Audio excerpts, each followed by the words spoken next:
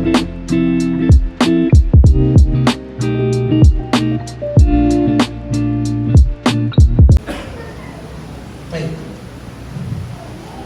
Tayo pong lahat ay magsimula sa ating mensahe ng ating Panginoon sa oras nito. In John chapter 14, verse 1 to 4. Ang sabi po dito, Jesus said, "Don't be troubled. Trust in God and trust in me. There are many rooms in my Father's house. I will not tell you this if we are not true. I'm going there to prepare a place for you, for me, for us." And sabi ng Panginoon, after I go and prepare a place for you, I will come back. Then, I will take you with me so that you can be where I am. You know the way to the place where I am going. Ngayon, gusto ko pong maintindihan po ninyo ang ating pag-uusapan ngayon. Sabi ng Panginoon sa ating, "Don't be troubled." Ibig sabihin, huwag daw po tayong mabalisa.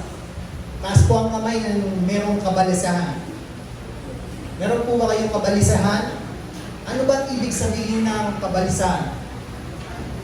Stressful ka, nandiyan yung anxiety, marami kang problema, marami kang mga pagsubok na dumarating sa buhay mo. Kasi nababalisa ka dahil parang nalilito ka na. Nandiyan pa po ba kayo? Nalilito ka na dahil hindi mo na alam kung ano ang gagawin mo. Kaya, ang sabi ng Panginoon, don't be troubled. Why? Bakit sinabi ng Panginoon na huwag kang mabalisa? Because, sabi ni Lord, trust in God and trust in me. Sabi ni Lord, sabi ng ating Panginoon sa Kristo, magtiwala ka, manampalataya ka sa Diyos, sa aking Ama, at sa ating Panginoon sa Kristo. Ngayon, ang tanong, nananampalataya po ba kayo kay Yesu Kristo? Parang ang hina. Nananampalataya po ba kayo kay Yesu Kristo? Gusto niyo po ba akong magmensahe? Diba? Para na, siyempre, sabi ng Panginoon, huwag kang mabalisa. Ang gagawin mo lang, magtiwala ka. Huwag kang mabalisa. Ang gagawin mo lang, manampalataya ka. Bakit? Kasi nga, ang Panginoon, aakyat siya sa langit. Ipaghahanda ka niya ng ano? Ng tahanan. Tama po ba? Sabi ng Panginoon, sa aking Ama, napakaraming tahanan. Sa aking Ama, sa tahanan ng aking Ama, napakaraming bahay. At ako'y aakyat, at ako'y paparoon, at ako'y pupunta doon para ipaghanda po kayo. Parang hindi kayo excited. Sabi ng Panginoon, ako'y pupunta doon para ipaghanda po kayo. Parang hindi kayo excited. Kasi nga, baka yung pinaghahandaan ng bahay, dito lang sa lupa. Tama? Tama po ba? Ang pinaghahandaan nyo, yung nagiging obligasyon nyo, ay para lang sa temporary life. Tama po ba? But hindi sa permanent life. Nandiyan pa po ba kayo? Sabi ng Panginoon, kasi kaya ka nagbabalisa, kaya ka na-stress, kaya ka nawawala ng pag-asa, because ang iniisip mo is for temporary life. Tama po ba? Hindi mo ba alam na ang inyahanda ko sa iyo, sabi ng Panginoon, mansion. Amen! If we read the King James Version of John 14, verse 3, makikita niyo po doon na sinasabi po doon na ang ibibigay ng Diyos at inihahanda ng Diyos para sa atin ay walang iba, hindi lang basta-basta tahanan. Amen! Tama po ba? Hindi walang basta-basta townhouse. Tama po ba? Hindi lang basta-basta single detached. But, mansion. Ang mansion na yon, kumikinang. Tama! Kaya nga, tayong lahat, mapalad ka. Sabihin mo, mapalad ako. Sabihin mo sa katabi mo, mapalad ka.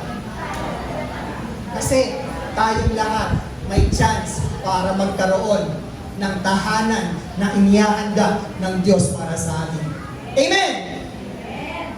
Tama po ba? Kasi nga, ang sabi ng Panginoon, piniprepare ko. Sabi niya, after I go and prepare a place for you, sabi ng Panginoon, I will come back. Sabi ni Lord, I will come back. Babalik ako. Naniniwala po ba kayo na babalik ang Panginoon? Taas ang kamay, naniniwala na babalik ang Diyos, ang ating Panginoong Jesucristo. Amen. Diba? Pero, sabi ng Panginoon, sa verse 4, at alam na ninyo ang daan papunta sa pupuntahan ko. Ang tanong, ito po, ito yung medyo mabigat na question. Alam na ba ninyo ang papunta sa pinuntahan ng ating Panginoon? Ba't natatawag po kayo? Alam niyo na po ba ang daan patungo sa pupuntahan natin at sa pinuntahan ng ating Panginoon? Dahil ang ating Panginoong Jesucristo, siya lang ang guidance. Amen! Siya lang ang gagabay para sa atin. Siya lang ang magtuturo para sa atin. But, tayong lahat ang gagawa. Amen! Kaya sa oras na ito, ang tanong, kaya mo bang gumawa patungo sa pupuntahan natin para makita mo na ang inihanda na tahanan ng ating Panginoong Jesucristo para sa atin? Taas nga ang kamay na gustong makita ang tahanan na inihanda ng ating Panginoon. Yung iba ayaw? Ayaw niyo po ba ng tahanan sa langit? Amen. Napakaganda, napakasaya. Pero, mga kapatid, yung sinasabing yan, hindi lang basta-basta. Tingin po kayo. Yung sinasabing tahanan na yan, hindi lang basta-basta tahanan yan. Hindi lang basta-basta bahay yan. But of course, meron kang reward. Ano ang reward mo? Everlasting life. Tama! Sasabihin ng Panginoon, hindi ka na iiyak. Tama po ba? Hindi ka na maghihirap. Tama po ba? Wala nang pag-iyak, wala nang kahirapan, kundi puro kasiyahan na lang. Yan yung benefits. May attachment. Tama! Hindi lang bahay, kundi ang ibibigay ng Diyos. Buhay na walang hanggan, na wala nang pagdurusa. Tama po ba? At hindi ka na mababalisa. Palakpakan natin ang ating Panginoon. Amen! That's our Lord. Pero, ang tanong, alam mo na ba ang daan patungo sa langit? Sabi po sa John chapter 14 verse 6, Jesus said unto him, sabi niya, I am the way, the truth, and the life. No one No man cometh unto the Father, but by me. Amen. Tingin po kayo mga kapatid, para mas maintindihan niyo po. Sinasabi po dito, si Jesucristo daw ang daan. Tama po ba? Si Jesucristo daw ang katotohanan. Tama po ba? Si Jesucristo daw ang buhay. Tama po ba? At walang sino man ang makakapunta sa Ama kundi sa pamamagitan ng ating Panginoong Jesucristo. Meaning kapatid, kahit ikaw ay naglilingkod na ng matagal. Amen!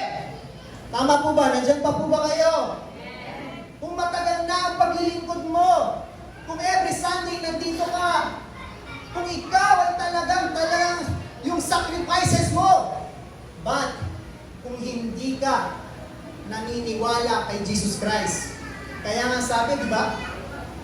Si Jesucristo, ang sabi po sa Colossians chapter 1 verse 16, sapagkat sa pamamagitan niya ay nilikha ang lahat ng nasa langit at nasa lupa, nakikita man o hindi, pati ang mga spiritual na kapangyarihan, paghahari, pamamahala at pamumuno, ang lahat ay nilikha ng Diyos sa pamamagitan niya at para sa Kanya. Palakpakan natin ang Panginoon. Amen! Ibig sabihin mga kapatid, walang iba ang magliligtas sa atin. Amen po ba? Walang iba sa silong ng langit na pangalan na magliligtas para sa atin at makakapunta doon sa kaharian ng Diyos, kundi ang ating Panginoong Jesucristo. Amen! Nandyan pa po ba kayo? Nandyan pa po ba kayo? Kaya nga, nasabi po dito sa Ephesians chapter 2 verse 8 and 9. Sabi niya, sapagkat sa biyaya kayo'y nangaligtas sa pamamagitan ng pananampalataya, at ito'y hindi sa inyong sarili. Ito'y kaloob ng Diyos, hindi sa pamamagitan ng mga gawa, upang ang sino man ay huwag magmapuri. Ibig sabihin mga kapatid, yun ang sinasabi ko, na kahit ikaw ay naglilingkod, na kahit napakarami na pera na ibinigay mo sa church, kapatid, sabi ng Panginoon, not by works. Amen! Sabi po dito, not by works. Hindi ka maliligtas sa iyong mga gawa. Not by works, but by grace. Sino ang grace? Sino po ang grace? Magre-review po tayo. Hindi po alam. Tagal na po natin, 10 years, 20 years. Diba? Sino po ang grace? Pangalang grace, yung bahay mo, grace. The grace is yung biyaya. Ang biyaya ay walang iba, ang ating Panginoon, Jesucristo. Amen! Kaya nga, kapatid, kahit anong gawin mo, walang iba na dapat kang manampalataya, na dapat kang maniwala, kundi sa ating Panginoong Jesucristo lang. Ibig sabihin, mababaliwala ang lahat ng ito. Kasi minsan, napapagod ka na. Minsan nga, sinisisi mo pa ang Panginoon. Tama? Bakit ba ganito, Panginoon? Bakit ba ganyan, Panginoon? Akala ko ba ibibigay mo na yon? Tama? Minsan pa, diba nagagalit ka sa Panginoon? Imbis na magpasalamat ka, salamat Panginoon sa pagsubok ka. Salamat Panginoon sa problema. Pero anong ginagawa mo? Minsan nagmumura ka pa no? Ay, sobra. Di ba? Tama? Minsan, minumura mo pa sa sobrang galit mo, sa sobrang talagang hirap ka na. Talagang, minsan sinusumpa mo pa ang Panginoon. Tama? Kasi nga, diba? Ganun eh. Ganun talaga yung talagang pag ikaw nadatnan ka, diba? Nadatnan ka ng matinding pagsubok. Parang gusto mo na nga, diba? Mawala, maglaho eh.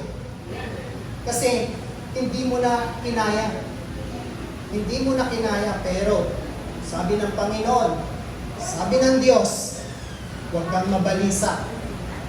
Huwag mawawala ang tiwala mo sa Diyos. Amen! Huwag mawawala ang pananampalataya mo sa Panginoon. Dahil ang ating Panginoon, ang ating pag-asa. Tama po ba? Ating Panginoon, ang ating hope. Kaya, sabi ko dito sa John chapter 14 verse 15, sabi niya, kung iniibig niyo ako, tutuparin ninyo ang aking mga itinuturo. Kaya nga mga kapatid, ang ating Panginoon, alam niyo naman eh. Di ba? Sabi niya, may lumapit sa kanya isang binatang mayaman. Alam niyo po ba yun? Yung kwentong yun? Yung istorya na yun, na may lumapit sa kanya na isang binatang mayaman. Sabi niya, sabi ng binatang mayaman, Panginoon, meron po akong tanong sa inyo. Burok, meron po akong tanong sa inyo. Paano po ba ako makakapunta sa kaharian ng Diyos? Paano po ba ako magkakaroon ng kaligtasan? Sabi ng Panginoong Jesucristo sa kanya, huwag kang papatay, huwag kang mangangalunya, ibigin mo ang iyong ama at ang iyong ina. Ano ang sabi ng binatang mayaman? Panginoon, mula pa ng aking pagkabata, ginagawa ko na po yan. Sinusunod ko na po yan. Ano ang sabi ng Panginoon sa kanya? Kasi na-discern siya ni Lord eh. Na-discern siya ng ating Panginoong Jesucristo na siya ay mayamang binata. Marami siyang kayamanan. Kaya, tines siya ni Lord. Tines siya ni Lord. Ano sabi ng ating Panginoon sa kanya? Okay, nagawa mo na yan. Ito ang gawin mo. Pumunta ka sa iyong bahay, ipagbili mo ang lahat ng iyong kayamanan. At sumunod ka sa akin. Ano ang nangyari sa binatang mayaman? Ano ang nangyari sa binatang mayaman? Umuwing luhaan. Amen! Umuwing luhaan. Bakit? Kasi hindi niya kaya. Tama! Ibig sabihin, ganun pala, sa ganung sitwasyon, kapatid. Kasi yun, testing yun eh. Kung paano ka susunod. Parang kay Hope. Tama? Minsan si Lord, tinitingnan niya kung paano ka mananampalataya sa Kanya. Tama! Minsan, tatanggalan ka ng kabuhayan. Tapos ang kamay dito na, tinanggalan ang kabuhayan. Minsan, tatanggalan ka ng mga, kotse. Minsan, tatanggalan ka ng, mawawalan ka na ng savings sa bangko, ubos na. Tama! Diba? Real talk mo, real talk. Tama! Ganun talaga eh. Diba? Pero ngayon, anong gagawin ng Lord? Mag-church naman ako sa iyo eh. Every Sunday nga, nandito ako, Lord. Ang sipag-sipag ko nga eh. Bakit ganun, Lord? Unfair ka naman eh. Unfair ka, Lord eh. Unfair ka, Lord eh. Tama? Napaka-unfair mo naman, Lord. Nakikita mo man, umaawit nga ako eh. Lord, nakikita mo naman, nagme-mensahe nga ako eh. Lord, nakikita mo naman, tumutugtog naman ako eh. Unfair ka, Lord. Unfair ka. Diba? Minsan ganun tayo eh. Pero, tandaan niyo po, para tayong isang binatang mayaman, tinetest ni Lord ang ating mga faith. Tama po ba? Kung papaano ka maninindigan na si Jesucristo ang ating tagapagligtas. Palakpakan natin ang ating Panginoon. Amen! Natututo po ba kayo? Lumalakas po ba kayo? Ganun po talaga. Amen? Minsan dapat medyo ang Panginoon pinipitik tayo eh. Para malaman natin kung ano ang gusto at kalooban ng Diyos para sa ating lahat. Naniniwala po ba kayo sa Church of God, sanctified in Jesus Christ, may plano ang Diyos? Naniniwala po ba kayo na balang araw, hindi balang araw, baka next month na yun, baka next month na yun, ibubuhos na niya ang pagpapala niya para sa atin? Naniniwala po ba kayo ron? Kung naniniwala kayo, pinakamalakas na palakpak para sa Panginoon. Amen! Diba? Kasi nga, meron na nakahanda para sa atin. Nandyan na. Ibabagsak na lang para sa Diyos. Ibabagsak na lang ng ating Panginoon. Kaya ngayon, ano na eh? Diba? Ano na ngayon? Mahal na araw. Tama po ba? Inaalaala naman ang buhay ng ating Panginoon sa Kristo. Tama po ba? Nandiyan na naman yung life of Jesus. Mapapanood na naman natin, diba? Yung crucifixion, yung 7 last words, at yung sinasabing Jesus death. Amen! Pero, but, on the third day, muli siyang mabubuhay. Tama po ba? On the third day, ang ating Panginoon ay nabuhay. That is resurrection of our Lord Jesus. Ngayon, ano po ba ang title ng ating mensahe sa araw na ito? Alam niyo po ba ang title ng topic natin sa araw na ito? Our topic for today is all about I will come back. Amen! Ang Panginoon ay babalik para sa atin. Tama po ba? Kaya ang tanong, naniniwala po ba kayo na babalikan kayo ng Panginoon? Handa ka na ba? Handa ka na ba? Alam niyo po, ang Panginoong Jesucristo, hindi siya katulad ng kanyang mga binuhay. Like si Lazarus. Like yung isang 12 years old na babae. Dahil yung mga yon, hindi nila alam na bubuhayin pa sila. Tama po ba? Pero si Jesucristo, ang ating Panginoon, na-prophesy niya na yon. Tama po ba? Na-predict na ng ating Panginoon kung siya ay mamamatay at kung siya ay muling mabubuhay. Tama po ba? Dahil ang Panginoon, nahula niya na yun eh. Naihula niya na yun.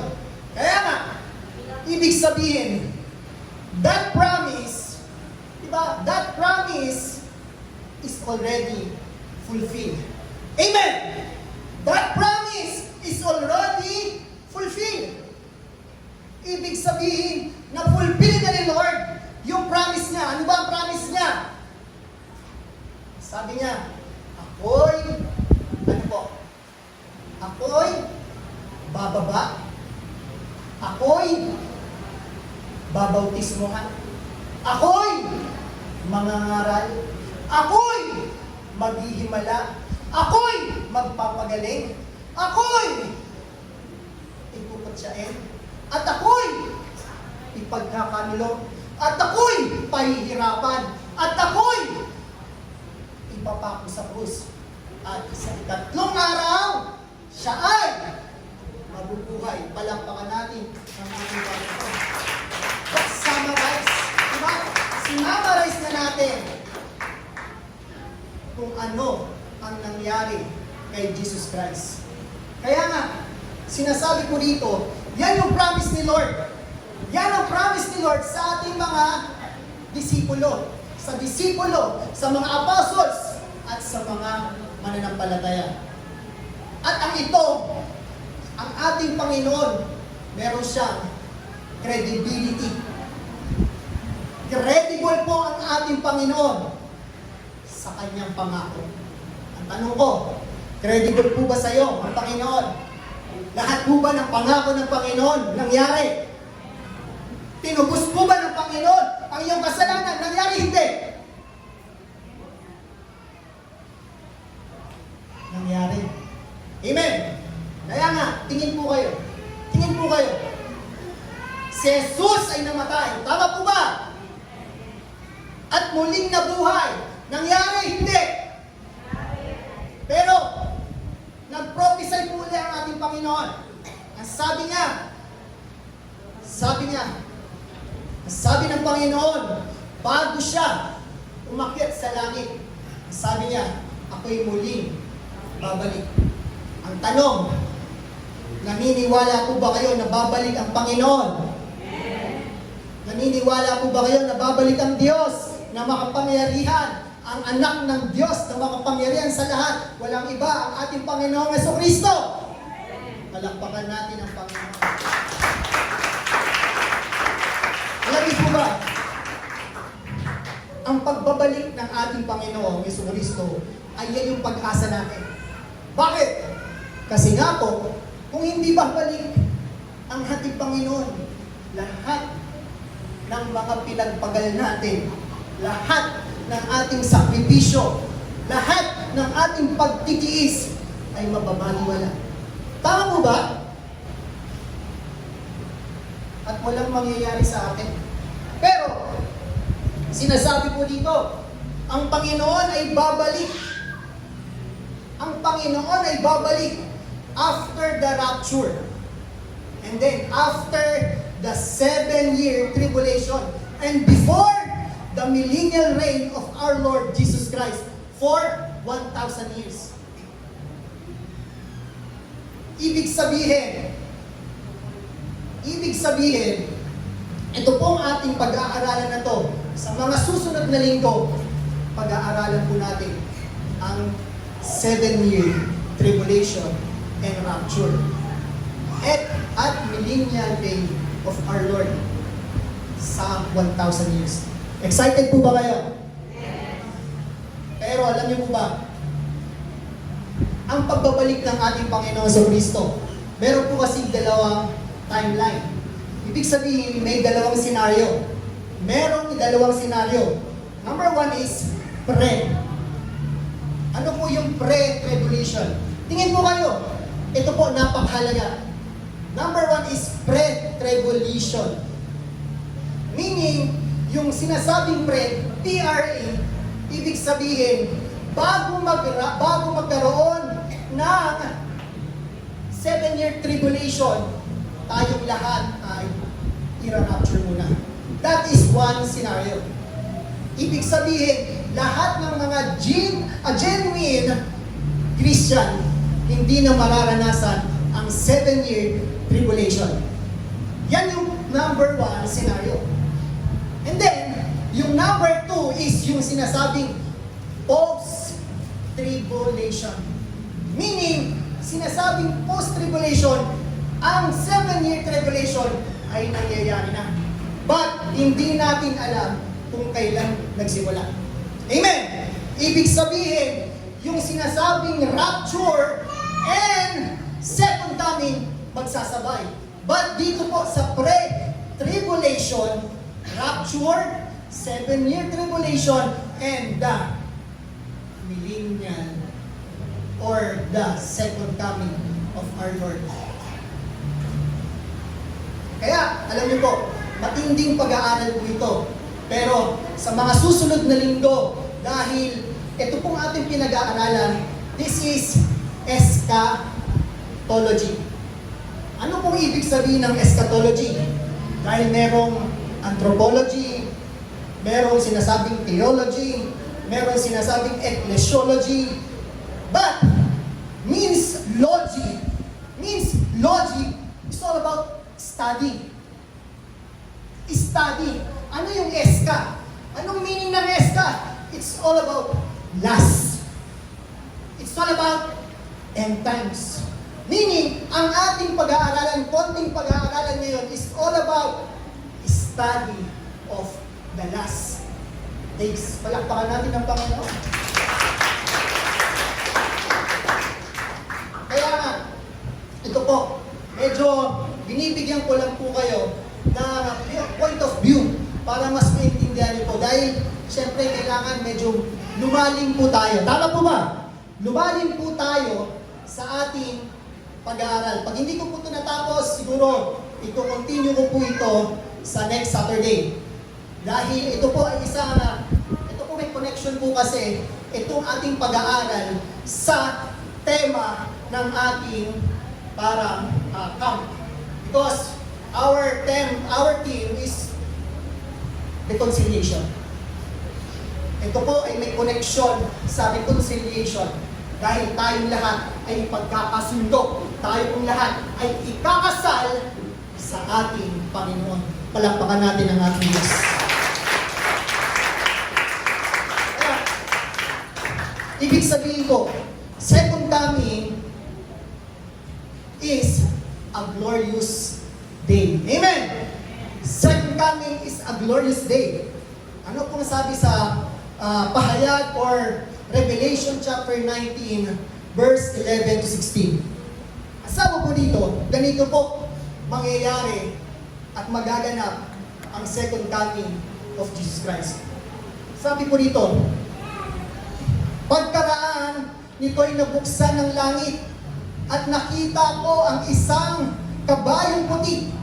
Ang sakay nito'y tinawag na tapat at totoo, sapagkat matuwid siyang humatol at makipagdigma.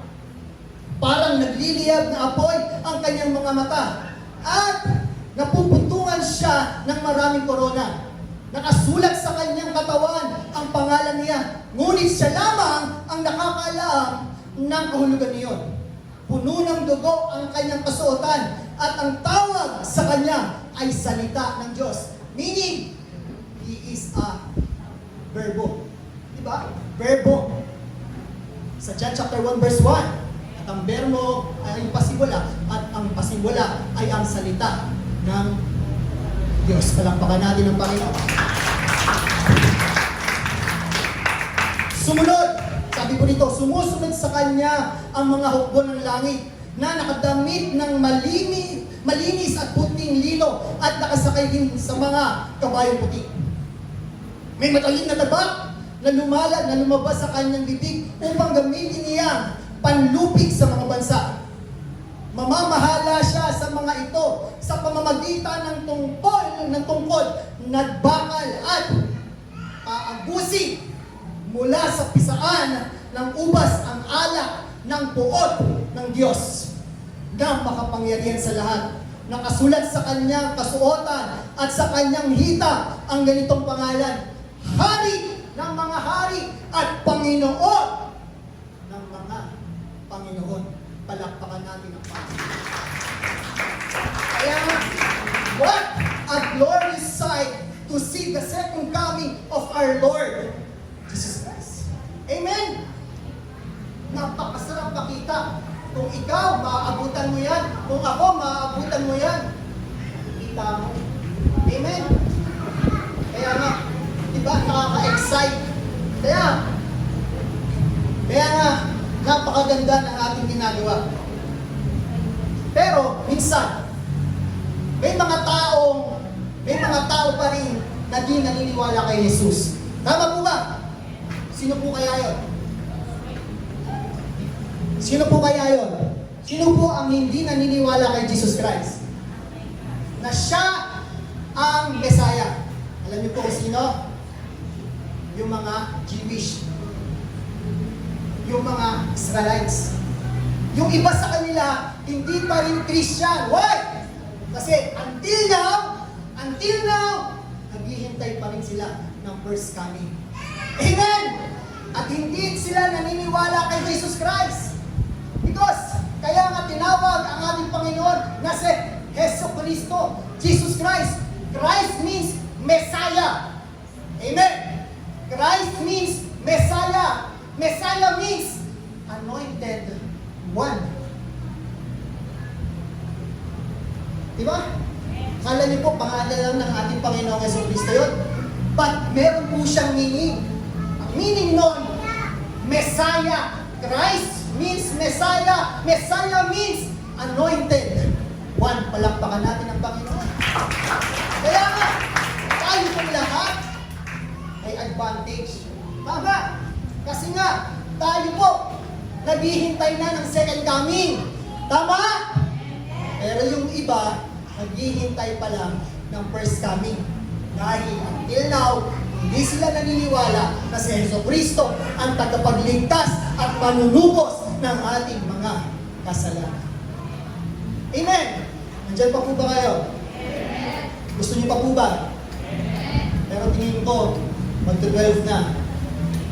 Medyo tayo po ay Kailangan sumunod po tayo sa ating oras. Kaya ngayon, medyo i-stop ko muna. Medyo bibitinin ko kayo. Okay lang po ba? Pero kung sasama po kayo sa Saturday, mas. Di ba? Mas maintindihan niyo po. Dahil i-explain ko sa inyo yung first coming. I-explain ko po sa inyo yung sinasabing tayo ang ikakasal. Magkakaroon ng wedding between the groom, which is our Lord Jesus Christ, and the bride, which is the church. Us. Amen! Tayong lahat ay ikakasal. I-explain ko po sa inyo ano ang koneksyon ng Jewish wedding sa second coming of Jesus Christ. Excited po ba kayo? Kaya huwag po kayong mawawala sa ating camp, sa ating church camp. Sasama po ba kayo? Palakpakan natin ang ating Panginoon. Kaya ngayon, ito po yung sinasabi ko sa inyo. Ang ating Panginoon, napakapalad natin. Dahil, sabi nga sa John chapter 3 verse 16, For God so loved the world that He gave His only begotten Son, that whosoever believeth in Him should not perish, but have eternal and everlasting life. Palakpakan natin ang Panginoon. Kaya nga mga kapatid,